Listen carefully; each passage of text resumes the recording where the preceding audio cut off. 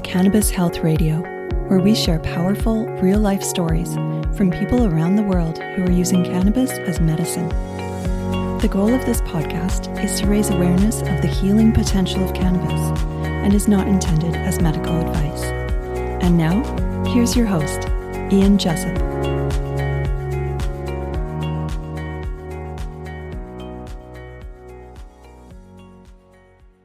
Welcome to the Cannabis Health Radio podcast. I'm Ian Jessup. In 2012, Jessamyn Way's world changed forever. A brain tumor diagnosis led to 6 brain surgeries, the removal of her left hippocampus, and extreme uncontrolled epilepsy. At her lowest point, she was taking 25 pharmaceuticals and weighed over 300 pounds. Today, she controls her seizures with cannabis, has shed a massive amount of weight, and now competes in triathlons. She's truly an inspiration to us all. Jessamyn, thanks for doing this. When was your last triathlon event? 2 days ago on Sunday, I competed in in a sprint triathlon. Sprint triathlon. Yes. Did you ever think in your wildest dreams years ago that you'd ever do that? Well, years ago, before the beginning of the last 5 brain surgeries, so between brain surgery 1 and brain surgery 5, I did begin racing triathlons and was just doing sprints only, but I would only do, once in a while. I think I only did, maybe 1 or 2, per year. Mm-hmm. And this year I've already done 5. Wow. And I have 2 more coming. I've moved from just sprint to doing sprint and Olympic are basically double the distance of the sprint. Okay. Now, what was life like for you prior to your being diagnosed with a brain tumor? Well, I was the very first brain tumor. I was pregnant to deliver my boy anytime, my 4th child. And during that pregnancy, the doctor had told me that the migraines and the headaches were just due to pregnancy, or a few times I was prescribed antibiotics for a nasal infection because I kept having liquid dribbling out my nose. And when my baby was born and he was 10 days old, the migraine had become horrifically worse. So I went, called the doctor, and they said, well, just go to the ER. And so I walked in, and the doctor said, okay, we're just going to do a quick scan and see what's going on. And it was up at Edmund, Swedish. And they just did a quick CAT scan, and the doctor came back in, and he pulled his seat up next to the bed and took my hand, and I'm holding a brand new baby and looking at him. And even in my head at that moment, I just went, oh, crud, something's going to happen, because a long time ago, I was an EMT firefighter, and I knew when they did that, it meant something. And he took my hand and he said, I'm sorry, Jessamyn, we have found a brain tumor, and, we need to send you, you're going to have to get surgery on this. And we have to get, all this looked at. And I said, okay, and I'll go get the appointments and prepare and lot it on. He said, no, I'm sorry. There's an ambulance here to take you. You're going, to go see Dr. Gwen Ryder. And that was, down to Swedish Cherry Hill. They shipped me immediately. They took my brand new baby from me and handed him to his father. And that was that. And the brain surgery was done basically, 24 hours later. What was going through your mind when you got the news? Well, like I said, you kind of go into shock. And when he had sat down and told me, and then also, with my history, I said, okay. And once I saw them at the hospital, Gwen Ryder, Dr. Gwen Ryder, he let me know, you got a 5 to 10% chance of making it through this, because it's so large and there's so much of the fluid dripping out your nose and so many issues that, we're sorry, but be prepared. And that's what I got to think was, okay, I'm about to have an emergency brain surgery, and I didn't think I was going to live.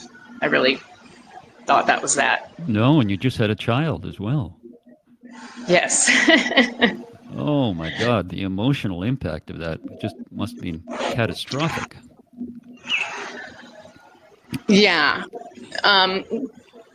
But it was, I woke up and I had survived, and doing that,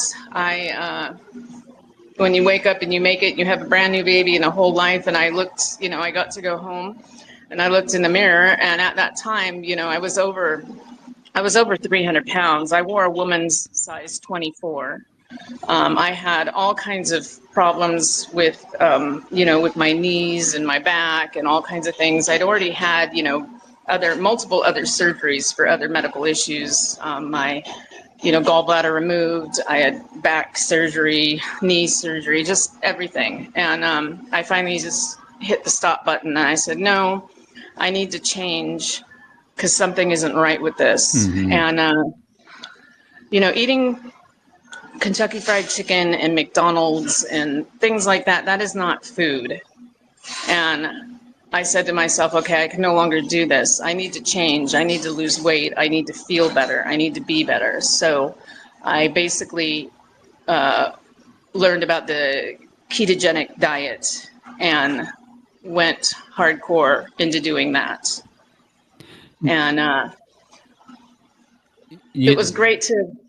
Oh, no, yes? I was just going to say, in the Western world, there are so many people overweight, but they don't realize a lot of the food they're eating is full of chemicals and junk.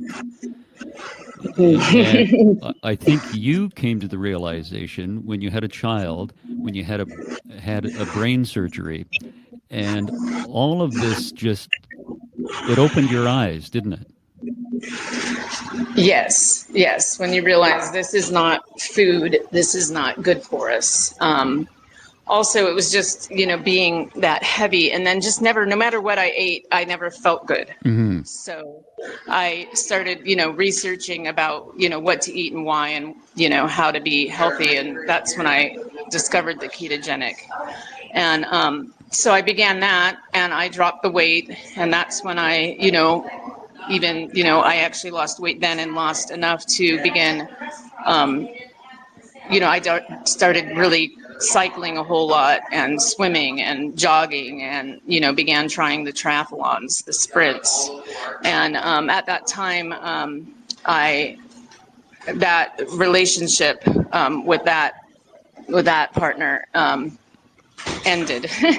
Okay. And yeah. I moved on and started, doing the triathlons, the sprints, and just biking all the time, and met somebody that he also was, in his past, he had actually raced cycling races professionally. And so making friends with him, I was able to get, a lot of free training.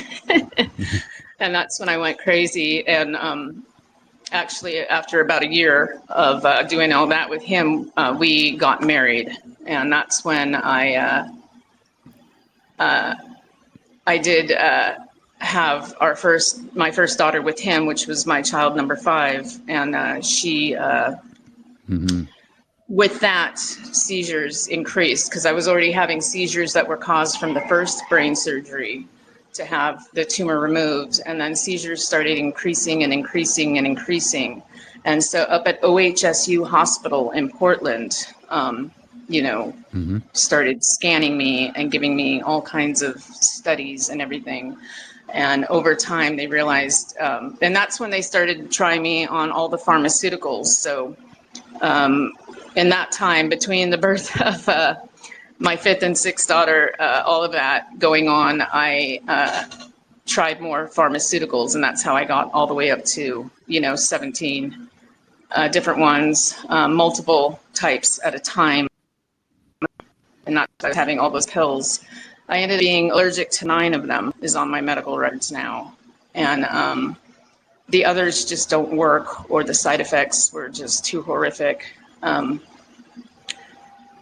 Goodness sakes, there is a pharmaceutical oral cannabis that you can take. And right now I'm not remembering the name for it. It's actually completely legal. If you look up just legal cannabis oil for epilepsy, it'll come up online. But I did try their product, and it does cost $2,500 a month, but they were nice enough to let me test it. And I did like it for the epilepsy aspect of it. It did work to control the epilepsy, but the side effects that pharmaceutical cannabis caused were horrific as well. It actually made it so that I had to wear a diaper because I had problems after using that one.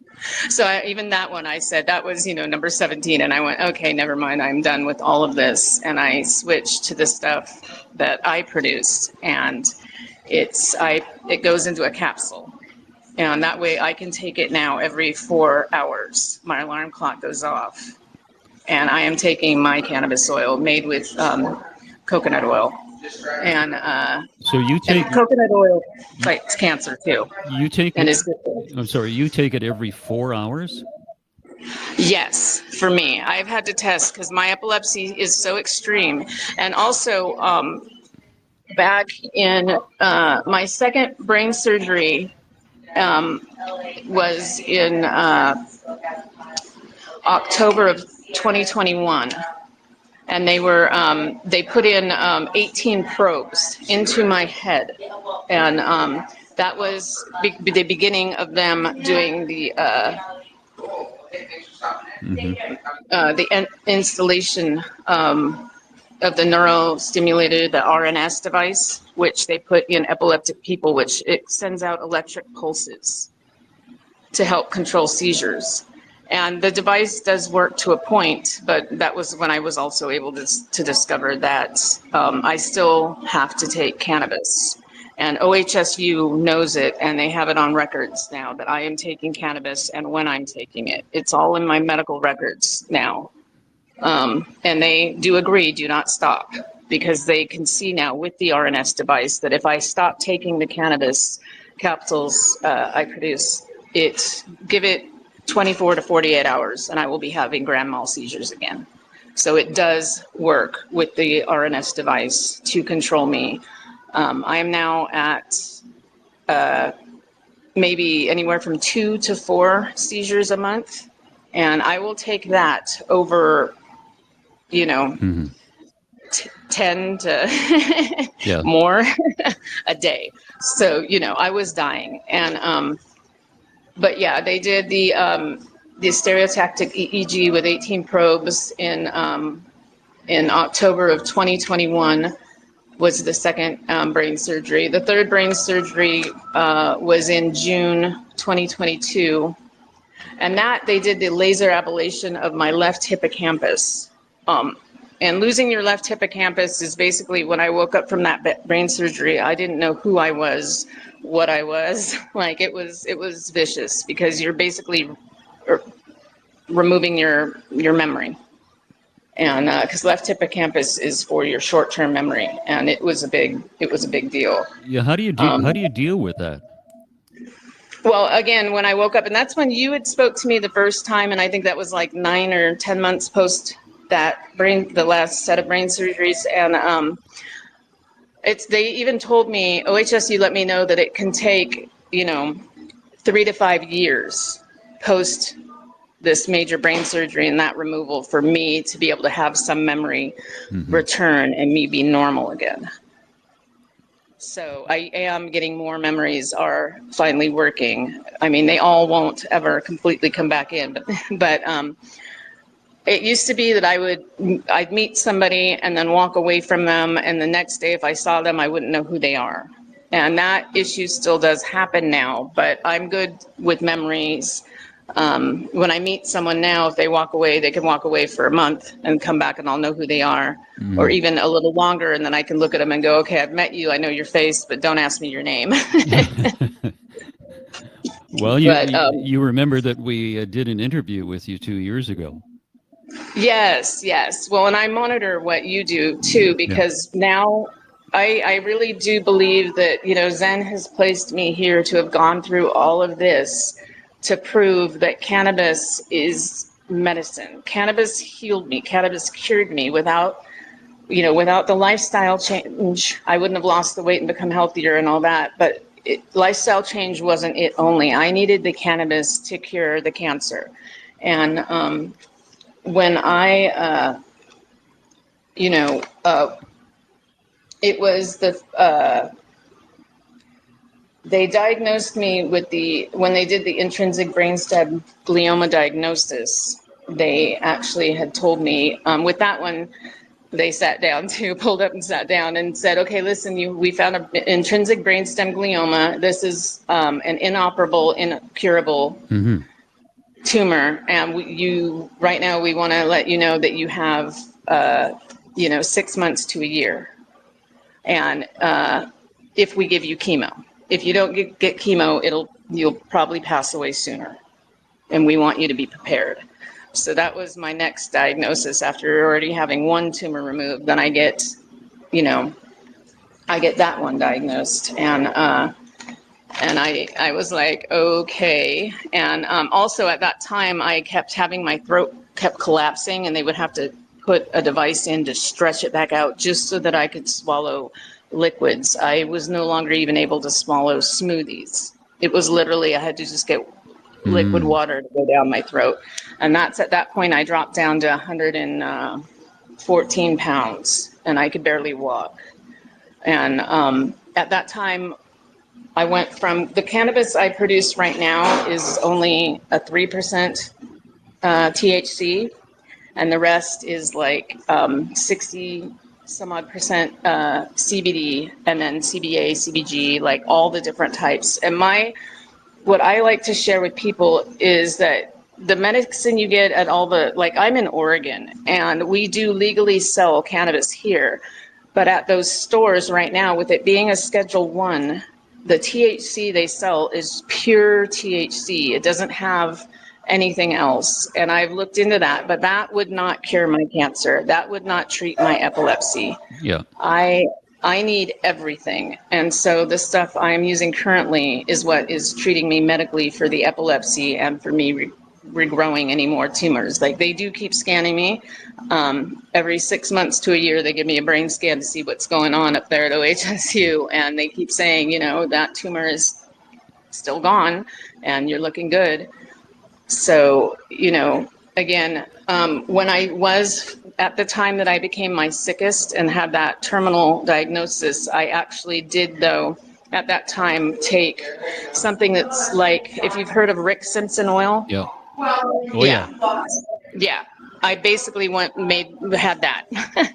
And, or Stephen Hawking's Kush is another one. Mm-hmm. And those types are what you need to fight cancer.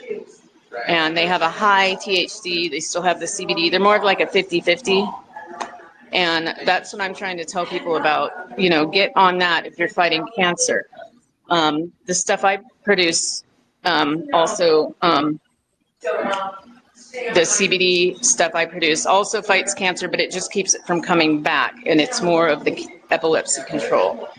If I was to see any more tumors coming in, you would see me go back onto the more extremely high THC cannabis stuff from Rick Simpson or the Stephen Hawking. Yeah, yours is strictly for seizure control.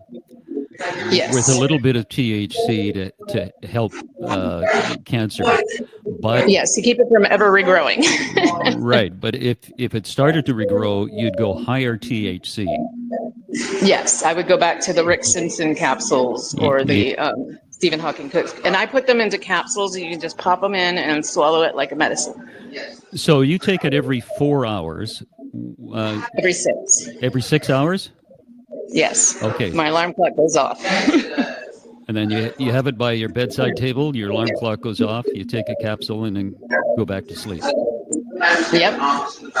And it works amazingly well that way. It doesn't, initially with the doses I put in there, like it still, I've let friends try it and they go, oh, yeah, I did get mildly baked from that. And I said, yeah, but if you've been on it every day at the highest dose that I am, now I just feel normal on it.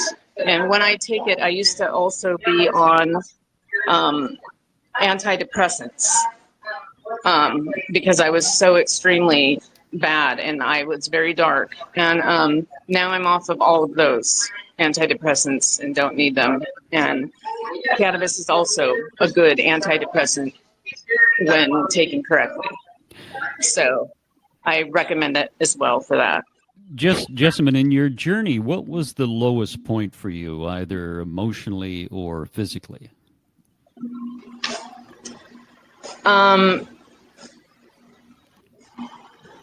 Well, probably when the laser the laser ablation of the left hippocampus and waking up not knowing who you are did it. Because, you know, it was basically off and on. It was 6 brain surgeries total. And a lot of the surgeries were just to put in the different screws and to do this and do that to make it so that this device would even work for me. There was other tumors they found in there, smaller ones, but still went in and removed those. I think I've had, it's 4 tumors removed in there now. So, yeah, it's been a lot. But again, this is my way of going through all of this. It does prove to the OHSU, and they can legally study somebody who was as bad as I was and as terminal as I was. They can study someone that has now only used the cannabis instead of the pharmaceuticals. They did offer me, a few months past, they did offer me another trial to try number 18 pharmaceutical. And she said, you know, we can offer you this one. We found another, there is a new product, but you were allergic to one that it's related to. And I said, I looked at her and I said, then no, I am not trying that product. Yeah. So, you know, mine does work when I feel them coming on. I can get the tingles and things like that. And I've known, I even have started shaking, and I do have my product in a little squirter in a little bottle thing too. Mm-hmm. Yeah. And I can take, and it's measured on the little squirter, and I can do a full squirt into the back of my tongue and then sit and give it 15, 20. And, you know, most of the time it will work, and I'll stop with the beginning of the seizure coming on.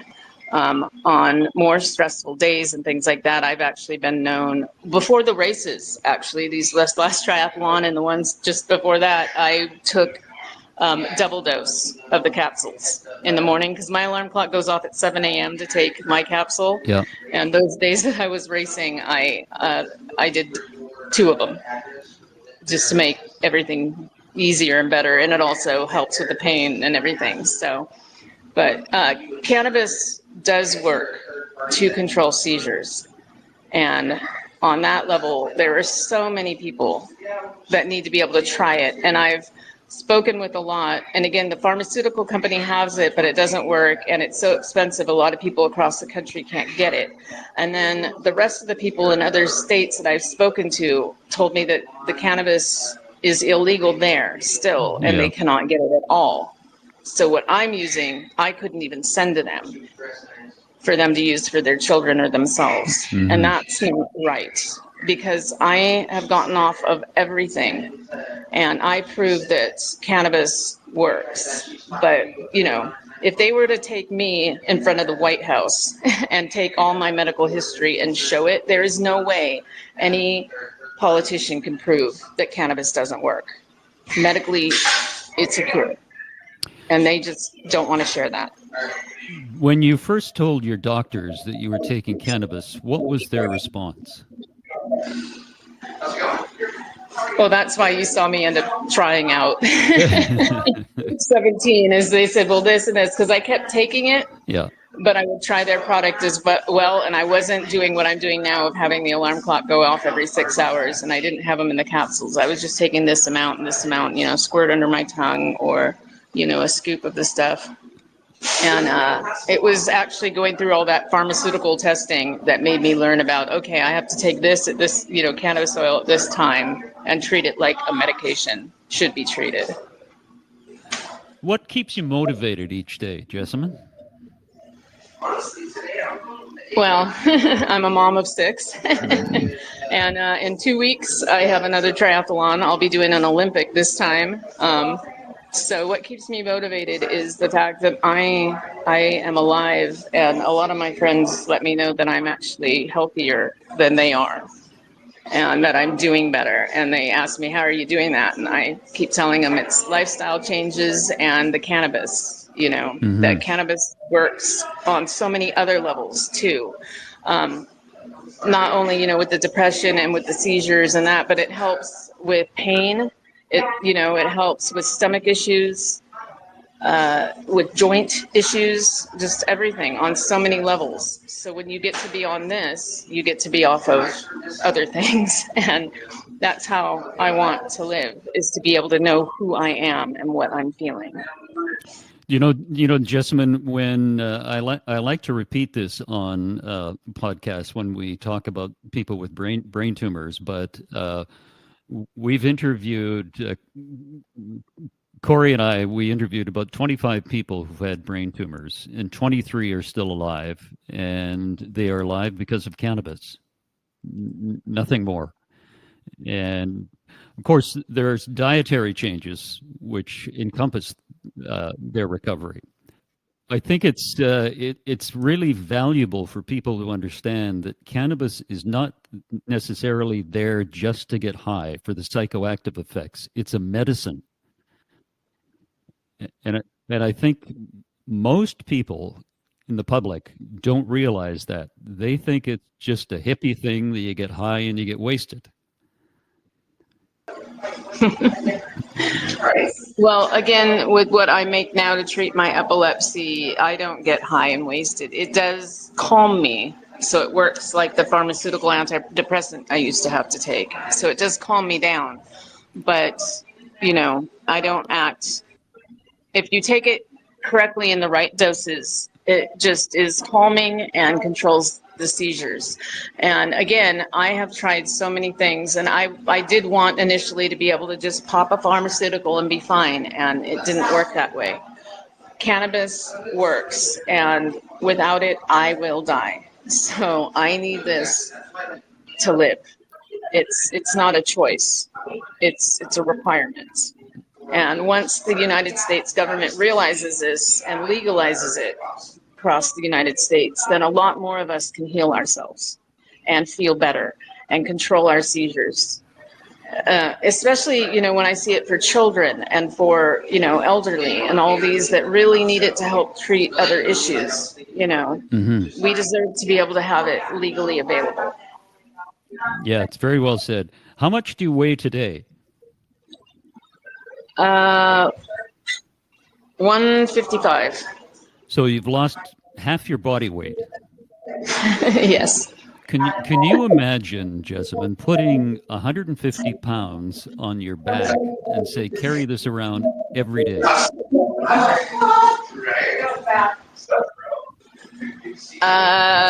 No. And again, I was having physical problems too, being that heavy. Just the knee pain and all the lower back pain and just everything. And then you're just tired. You don't want to get up and you don't want to function. And it just, depression was more, and just I was sad and unhappy. Also when you look in the mirror and you're not happy with what you see, that's another big thing. So, a lifestyle change is important. And on a positive, cannabis, when you take it in a capsule and everything, it's, it doesn't make you so to the point of needing, I need to have that kind of food, and I want to eat McDonald's, and I want to eat this because I got the munchies, and then you get more regular on it, and you just feel normal. I can go around and not have to munch on things. I can, not feel hungry 24/7, and that's a major blessing too. And people think that cannabis only just makes you stoned and you want to eat, and when taken correctly and in the right doses, no, it makes you feel normal. And actually sometimes I go by places that are selling donuts and things, and I go, I don't need that. So good for you. It works. Great. Jessamine, thanks for doing this. We greatly appreciate it. We'll keep in touch, and all the best to you in your races, and good health to you. Thank you. And again, I encourage that, people can find me on Facebook, and if they find me and they are terminal or dealing with issues like that I've gone through, I always encourage people, and I do have lots of others that contact me and go, hey, how did you do this? And this is what I'm going through. And again, I'm not asking for anything. If somebody has a problem and they're going through this, you message me and I will tell you about, what you need to know that I can help you with. So I'm just here to help others. And again, if we can get it legal, Schedule 3, things are going to change across the United States. So thank you very much. Thank you. Appreciate it. Are you looking for quality RSO or have questions about how to take it? Al Morenton with MyFitLife is our new trusted wellness partner. And Al is offering something really special for you. A completely free 30-minute consultation to discuss your specific health challenges. Al will give you honest advice about his cannabis products and wellness supplements that might help your situation. Ready to get real answers?